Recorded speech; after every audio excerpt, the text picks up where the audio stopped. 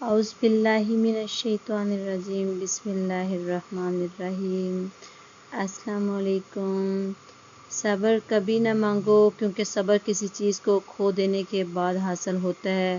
ہمیشہ سکون مانگو، سکون حاصل کرنے کے لیے کسی چیز کو کھونا نہیں پڑتا۔ صبر دو طرح کا ہوتا ہے، ایک ناگوار باتوں پر صبر، دوسری پسندیدہ چیزوں سے صبر۔ جب لوگ تمہیں تکلیف میں اکیلا چھوڑ دیں تو جان لو کہ اللہ تعالیٰ تمہارے کام کا ذمہ خود لینا چاہتا ہے۔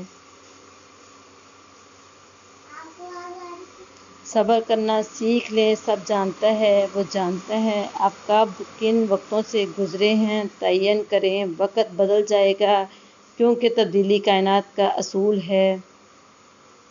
صبر آپ نے کہا تھا نہ صبر کر، لیکن آپ نے یہ نہیں بتایا تھا کہ صبر کرنا کتنا مشکل ہے۔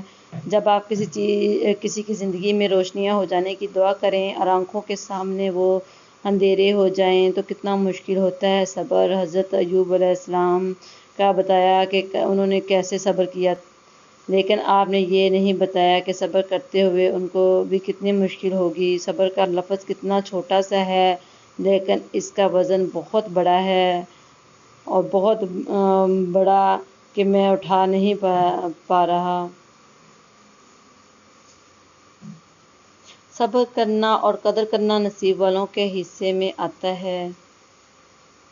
لوگوں کی نظر میں خاموشی انا ہے، اللہ کی نظر میں خاموشی صبر ہے۔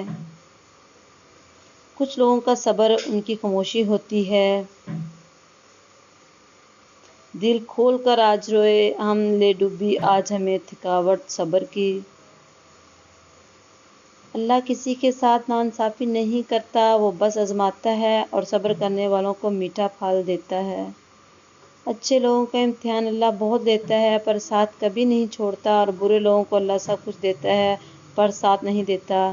امام شافعی: کسی انسان کے لیے ساری رات رو کے دیکھو، مزید پریشان ہو جاؤ گے، لیکن اللہ کی یاد میں ایک آنسو بہا کر دیکھو، دل پرسکون ہو جائے گا۔ جس مقام پر تم اللہ سے شکوہ کرتے ہو، وہ مقام دراصل صبر اور شکر کا ہوتا ہے۔ چلو صبر کر لیتے ہیں، سنا ہے رب صبر کرنے والوں کے ساتھ ہے۔ پلیز ویڈیو کو لائک اینڈ شیئر ضرور کریں۔ اللہ حافظ۔